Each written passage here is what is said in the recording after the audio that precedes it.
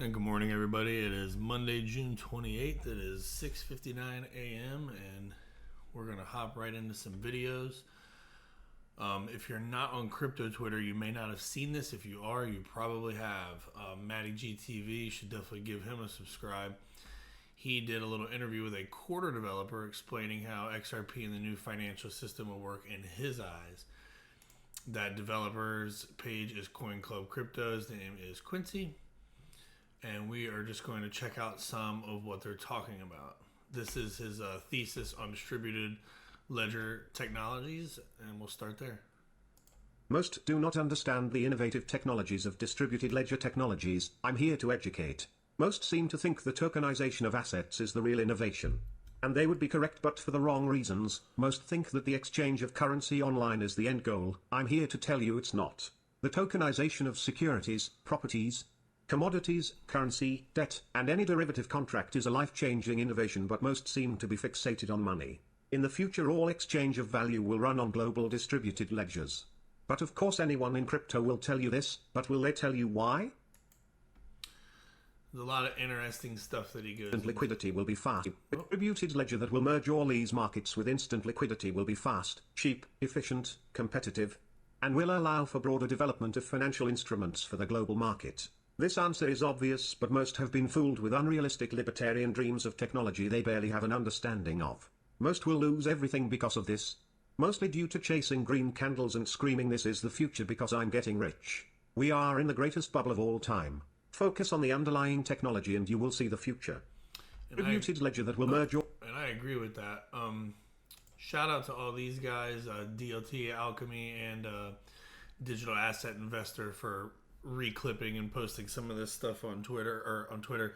I saw a lot of people just recording the guy's YouTube videos and stuff, and maybe they had permission or whatever. I don't feel like I do, and I didn't want to reach out, so I'm just gonna kind of play these highlights. But I do suggest you guys go out and watch this actual video in its entirety. There's a ton of amazing information coming from a Corda developer who understands the underlying tech and its uses and how these things are all going to work together. So I highly suggest going and watching it. Swap. You can do like a pancake swap on the XRP exchange. Basically. Wow. Now the difference between pancake swap and XRP that I believe is XRP will only be a decentralized exchange for derivatives. So I'm pretty sure pancake swap. You can do like a pancake swap on... For derivatives. That's a $600 trillion market. Keep listening. Yeah. And yeah, people need to talk about this, and I'm trying to figure out the math on this because it's not too hard, but I want to really show like the scaling, like this percent to this percent, this percent to this percent. Yeah. But that's the thing. If you look at 10%, if you scale out what it would take for 10% of the world to use it, you'd realize halfway through the math problem that it would literally take up more power than there is. Yeah. Like this, you'd be going like, damn, this is a serious amount of zeros that I'm laying out here. How much power can be produced? And that's like people already know this. It takes just as much power to run the Bitcoin network as it does to run the entire Netherlands. People like to make excuses like it's green energy. That is a bold-faced lie.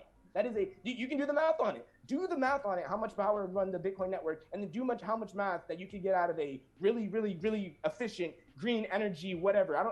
Do the 100% most efficient green energy power way, whatever, and scale that up to the entire Bitcoin network and tell me how much of that you need, because it's not possible. Hands down, not possible. And that's the thing. It's one of those things too, where it's going to hit a flat out brick wall where there's not enough power to basically maintain the network because it's scaling to it's basically the amount of power needed to run a little bit more people on the network scales exponentially. That's why you could have run Bitcoin Node on your laptop and earned a couple Bitcoin back in 2009, but now you essentially need a supercomputer server farm just to be able to be in the contending to even maybe mine enough Bitcoin to be economically viable. So it's like.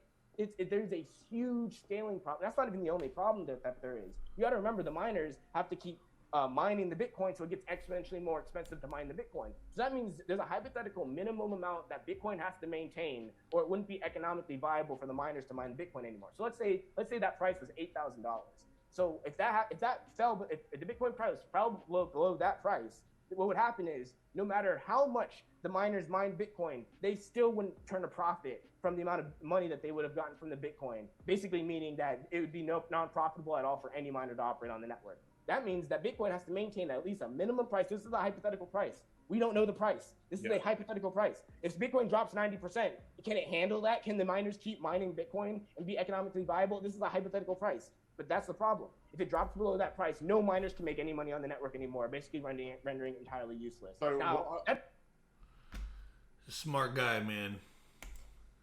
Some interesting perspectives here. Let's keep listening. It's one of those things where if you can go into some of the literature, it's kind of out in the open, but they're not going to come out and go on CNN and go, this is what's going to happen in the financial system. Like that's after the news. That's after it happens. The news will come out and talk about it. But yeah, dude, right on their website. And if you want to, you could throw the image on the screen about how Fed on their own website say how they are going to overhaul to a new ISO system with an overnight method. Dude, it's the whole meme. It's the whole overnight XRP moon meme, dude. And it's right there on their website. Yep. So you think it's all just going to moon in one day? Boom. Oh yeah. I think by moon, what do you mean? Go from like $1 to $10 or to $20 or?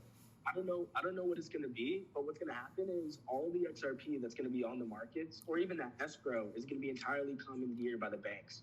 And that's what's going to cause it to move. Because basically, let's say, and that's the thing, you can already see this now, 1% of the entire XRP that's out there is in the hands of retail traders. So the only thing that's going to cause it to moon is the supply staying the same, but the demand going through the roof because the banks are now using it. It's almost like the difference between the banks sitting and holding onto a bunch of XRP and then now beginning to use it. And it's not all the banks are going to use it. It's the banks that are already prepared to use it, using it, and then everybody else following in line because this is the new system that they have to use. You see what I mean? Yeah. So you may have the Federal Reserve, you may have a handful of giant commercial banks already be on board, already be ready. That doesn't mean all the banks are going to be ready, but once they make the move, everybody else that falls in line is going to cause that demand to go. There's no telling where the price is going to go, but I can almost tell you that the demand's going to be on a whole nother level that's going to be unrecognized to what we've seen in the crypto markets today. Like so even bigger gains in 2017. Oh yeah. It's gonna make 2017 look like a drop in the bucket, dude. Yeah.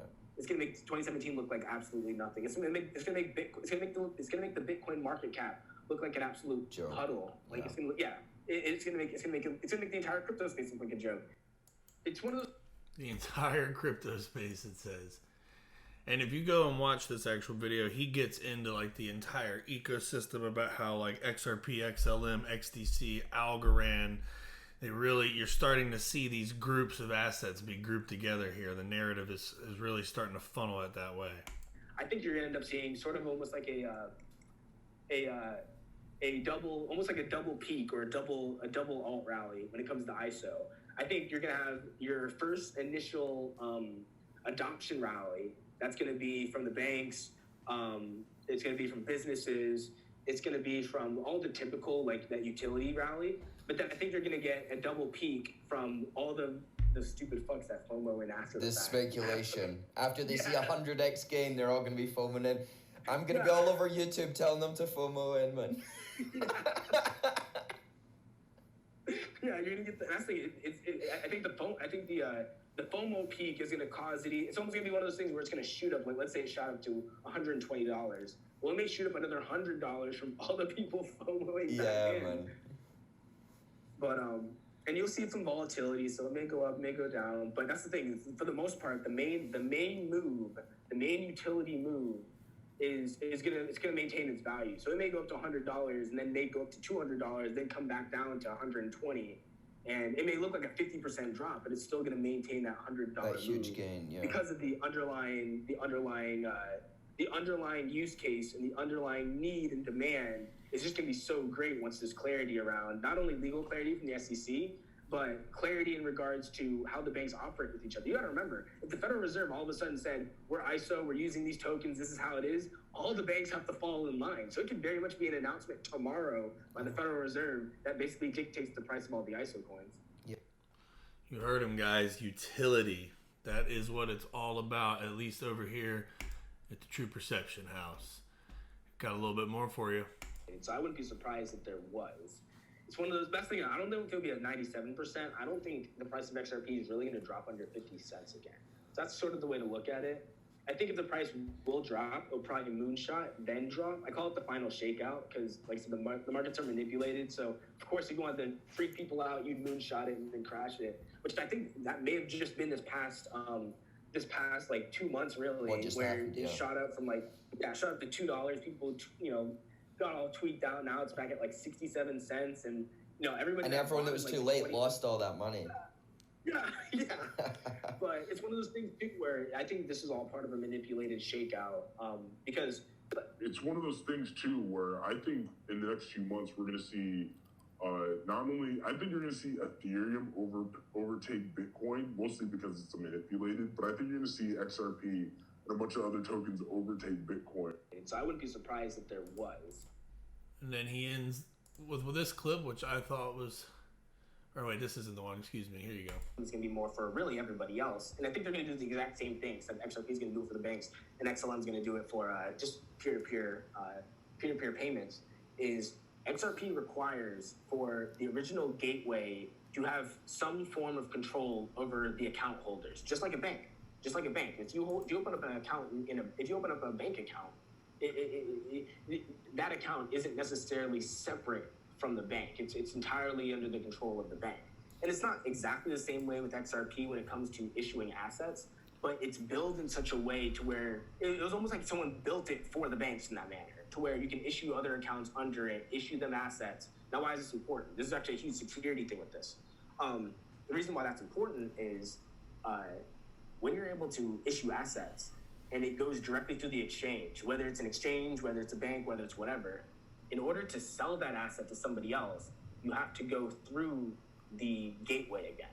So, and the reason why this is important is this basically almost destroys any sort of people stealing money out of others' accounts, because you have to get permission from the bank itself to move that money, not just move the money anywhere.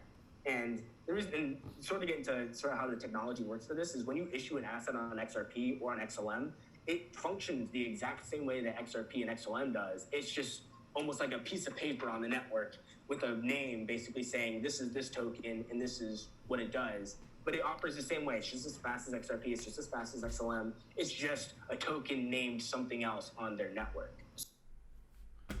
Great stuff, guys. And then we'll end it with this one.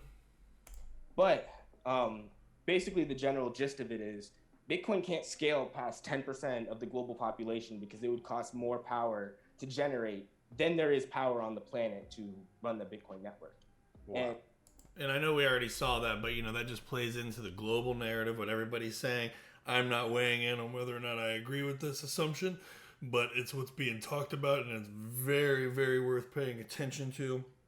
With that, I'm going to get out of here. There will be a couple other shorter videos coming today. I'm going to try to kind of keep these between 5 to 10 minutes long from now on, and just kind of put a few out throughout the day and see if you guys like that a little better.